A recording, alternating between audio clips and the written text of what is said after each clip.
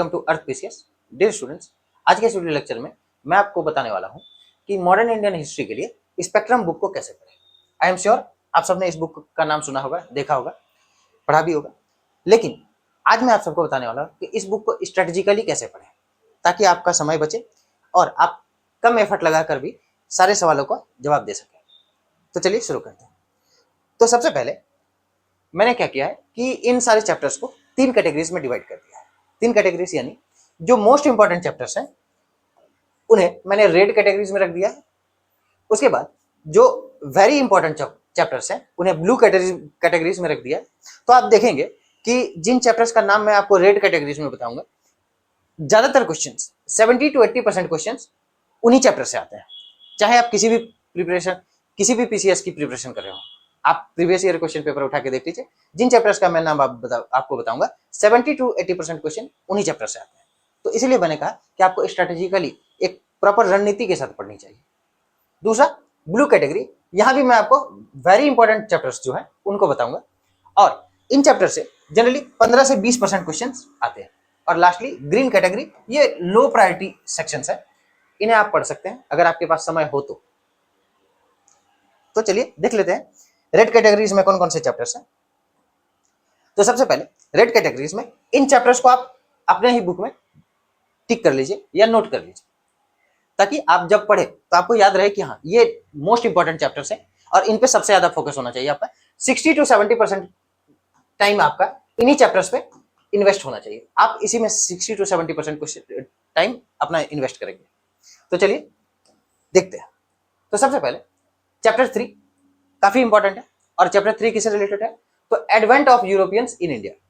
तो जो यूरोपियंस भारत आए तो उससे रिलेटेड है। इसमें सभी हैं, पोर्चुगीज हैं, डच हैं, फ्रेंच हैं, ब्रिटिश हैं, सभी हैं।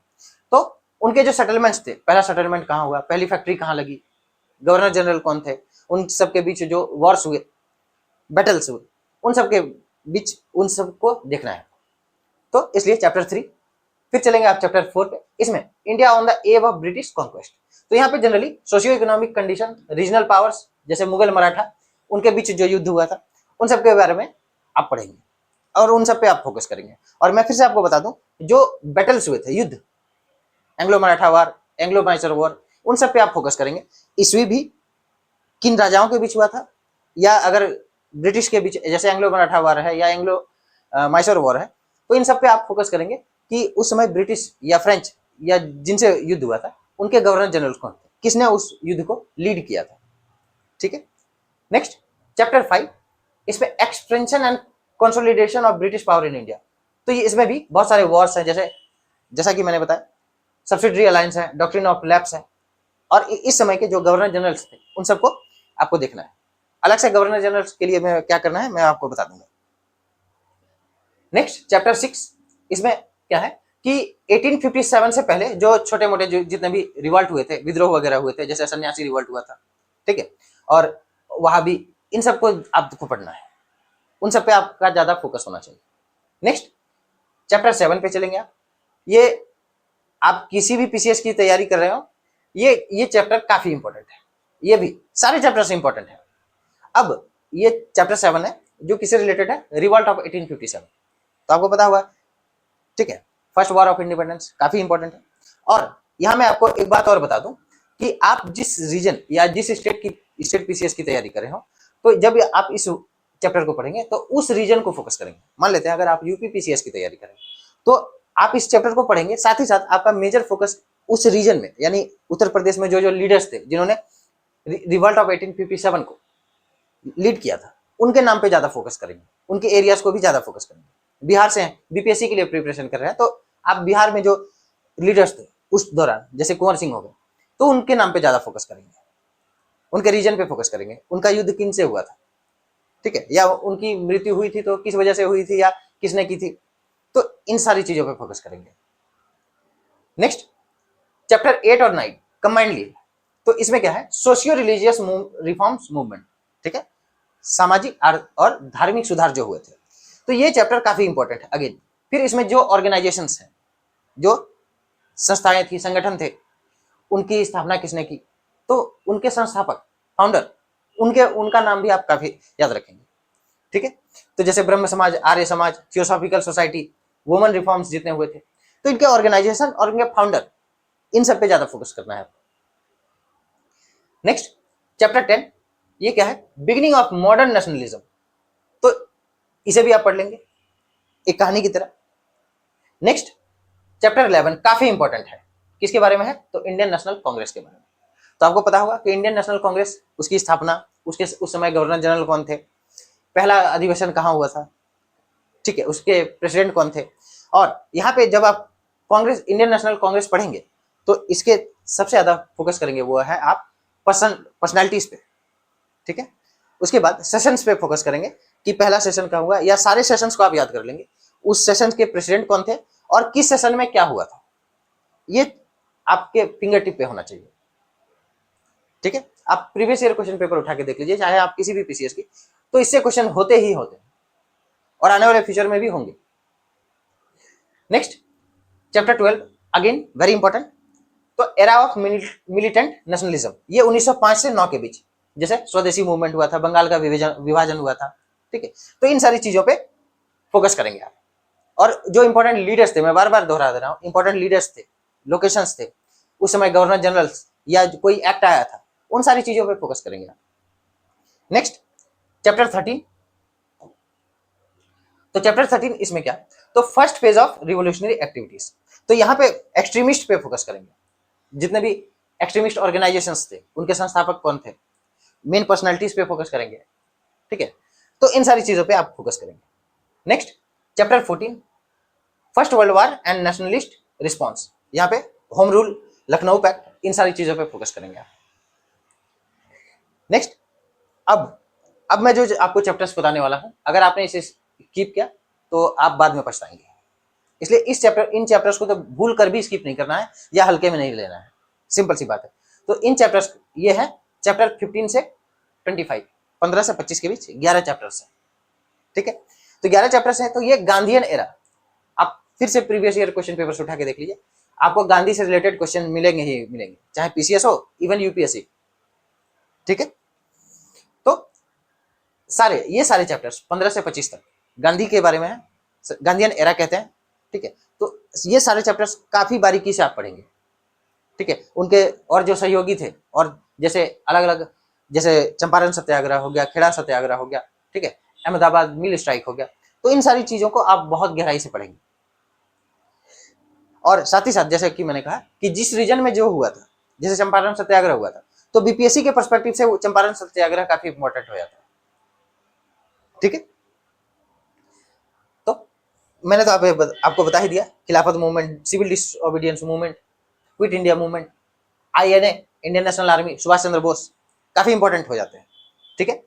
तो ये सारे इंपॉर्टेंट चैप्टर्स को आपको फिंगर टिप पे होने चाहिए और इन्हें बार बार पढ़िए आप, मिनिमम मैं आपको सजेस्ट करूंगा कि कम से कम 4 से 5 बार पढ़ें। इन चैप्टर्स पे बिल्कुल मास्टरी कर लीजिए ताकि आपसे कोई एक सिंगल क्वेश्चन भी ना छूटे।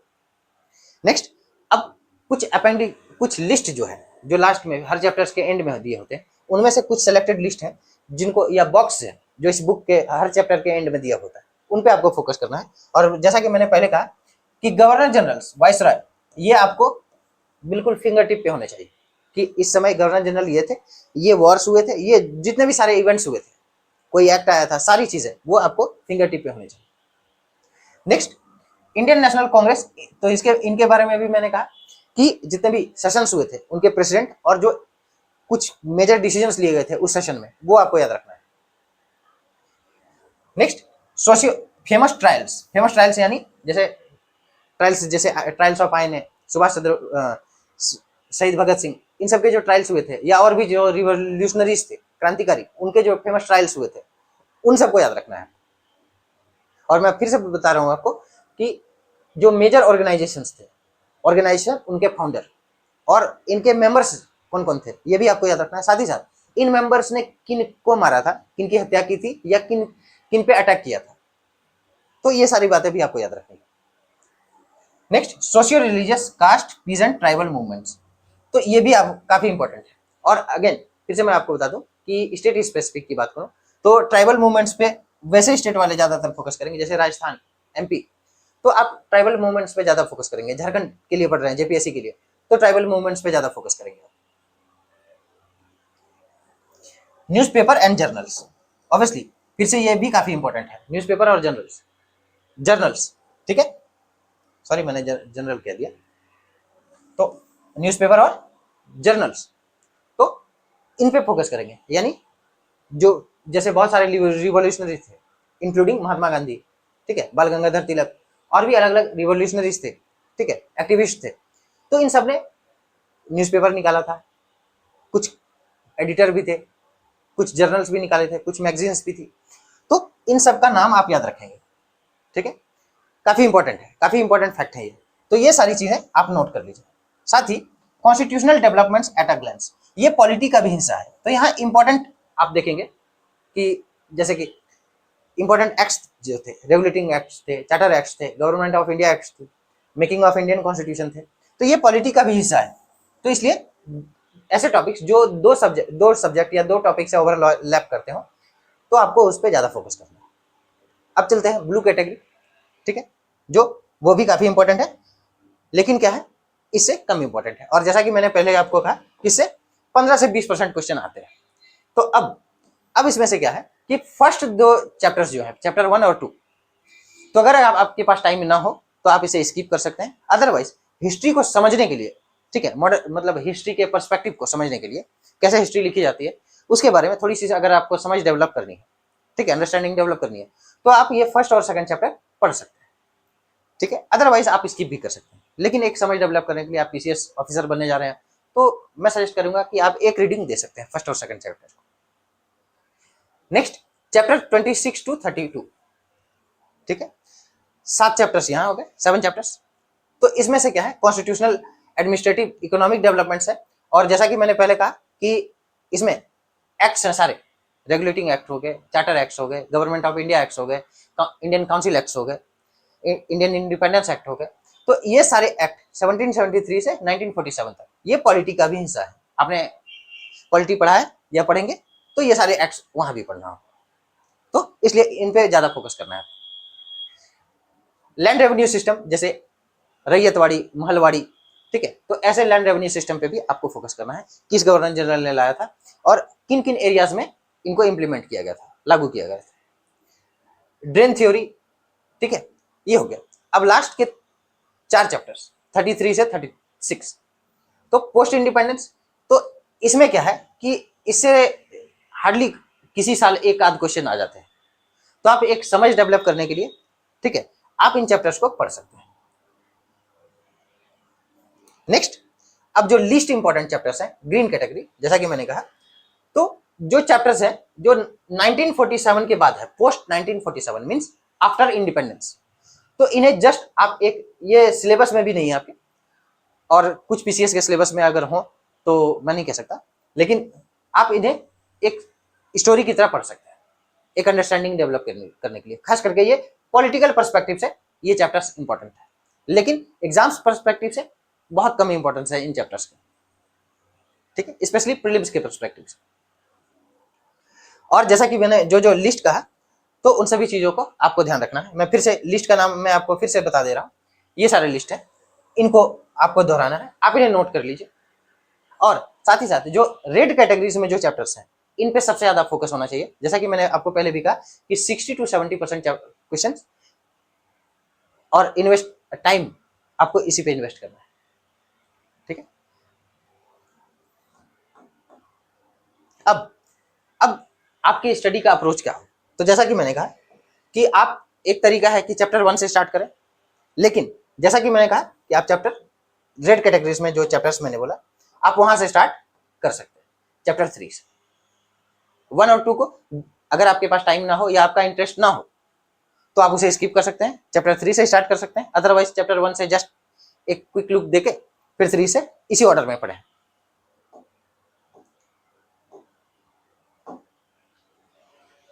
और अगर उससे भी, अगर आपको हिस्ट्री में बहुत ज्यादा इंटरेस्ट नहीं है, तो इंटरेस्ट जगाने के लिए आप ऐसा भी कर सकते हैं, आप गांधीयन फेज से स्टार्ट कर सकते हैं, तो आपकी समझ और डेवलप हो जाएगी, तो आप उस और अदर चैप्टर्स पढ़ सकते हैं। लेकिन आपका इंटरेस्ट हिस्ट्री में है, जानने में है, तो आप उस ऑर्डर में स्टार्ट करिए जिस ऑर्डर में मैंने कहा, चैप्टर 3 से, ठीक है। उसके बाद अब कुछ लोगों को डाउट होगा कि नोट बनाना चाहिए या नहीं बनाना चाहिए। तो देखिए, ये आप पे डिपेंड करता है। अगर आपको लगता है कि नहीं, मैं बुक को ही 10 बार पढ़ सकता हूँ या पढ़ सकती हूँ, तो ठीक है। अदरवाइज आप 1 पेजर नोट बनाना सीखिए। 1 पेजर नोट्स यानी जैसे कि आप जनरली क्या करेंगे, 3 कॉलम बनाएंगे, ठीक है। यूज अ 3 कॉलम फॉर्मेट, ऐसे, ठीक है। तो इसमें से सबसे पहले मान लीजिए किसी वो बैटल के बारे में आप लिख रहे हैं, तो बैटल के बारे में आपने यहाँ बैटल का नाम लिख दिया, ब्रैकेट्स में उसका ईयर किस वर्ष हुआ था वो लिख दिया, किसके किसके बीच हुआ था वो लिख दिया, उसके मेजर रीजंस, आउटकम्स, कारण और उसके परिणाम क्या थे वो यहां लिख सकते हैं। तो 3 कॉलम वाले आप नोट्स बना सकते हैं। या फिर आप 1 पेजर नोट, जैसे कि मैंने कहा कि आप ऐसे बना सकते हैं, यहाँ पे लिख लिया, मान लेते हैं बैटल ऑफ प्लासी, बीच में बैटल ऑफ प्लासी लिख लिया। अब एक तरफ यहाँ लिख लिया रीजंस क्या थे, इसमें पार्टिसिपेंट्स कौन कौन थे, ठीक है, इसके आउटकम क्या क्या थे, इस समय गवर्नर जनरल कौन था, ये सारी बातें ऐसे आप नोट्स बना सकते हैं। तो ये मैं आप पे छोड़ता हूं कि आपको नोट्स बनाना है या नहीं बनाना है। लेकिन अगर नोट्स बनाना है तो इस फॉर्मेट में बनाइए जैसा मैंने कहा। नेक्स्ट, आप लिंक करना सीखिए। जैसा कि मैंने कहा, लिंक करना सीखिए। जैसे कोई टॉपिक, जैसे जब आप लैंड रेवेन्यू सिस्टम पढ़ेंगे तो वो इकोनॉमी से भी टच करता है, तो आप लिंक करना सीखिए। इंटरलिंक बहुत जरूरी होता है। आप कल पीसीएस ऑफिसर बनने जा रहे हैं, तो हिस्ट्री को ज्योग्राफी से, ज्योग्राफी को पॉलिटी से, पॉलिटी को इकोनॉमी से कैसे लिंक किया जाता है, ये आपको अपने लॉजिक को अप्लाई करके सीखना हो, ठीक है। साथ ही साथ जैसे मैंने कहा कि बहुत सारे एक्ट्स हैं, 17 स्पेशली 1773 से 1947 तक, तो वो पॉलिटी का भी हिस्सा है, तो इंटरलिंक्ड है। तो वैसे लिंक एस्टैब्लिश करना सीखिए। अब लास्ट में जब आप पढ़ें तो मैं आपको एक बात सजेस्ट करूंगा कि जब आप फर्स्ट रीडिंग दे रहे हो तो आप बिल्कुल भी उसे सिर्फ पेन या उंगली से रखकर सीधा पढ़ते जाइए। फर्स्ट रीडिंग में आप इवन पेंसिल से भी नोट डाउन मत करिए या पेंसिल से भी अंडरलाइन मत करिए। फर्स्ट रीडिंग में जस्ट एक रीडिंग दीजिए। सेकंड रीडिंग में आप क्या करेंगे कि पेंसिल से अंडरलाइन करेंगे, वो भी सिर्फ क्या, की फैक्ट्स, जो इंपॉर्टेंट फैक्ट्स हैं वो, ठीक है, जो लीडर्स हैं उन्हें पेंसिल से। थर्ड रीडिंग जब आप देंगे तो आप रेड पेन या हाइलाइटर का यूज कर सकते हैं, लेकिन फर्स्ट रीडिंग में बिल्कुल भी इवन पेंसिल का भी यूज नहीं करना है। सेकंड रीडिंग में पेंसिल यूज करिए, थर्ड रीडिंग में रेड पेन या रेडिंग या हाइलाइटर आप यूज कर सकते हैं। और केवल सारे बुक को रेनबो नहीं बना देना है, आपको सिर्फ इंपॉर्टेंट फैक्ट्स, पर्सन्स, बैटल्स, इन सभी चीजों को हाईलाइट करना है या अंडरलाइन करना है। Next, integration of with other subjects, ये तो मैंने पहले ही आपको बता दिया कि आप दूसरे सब्जेक्ट से लिंक करना सीखिए, तब जाके आपकी तैयारी पूरी होगी। मैं आशा करता हूँ ये वीडियो आपके लिए हेल्पफुल होगा। मिलते हैं अगले वीडियो में। Thank you.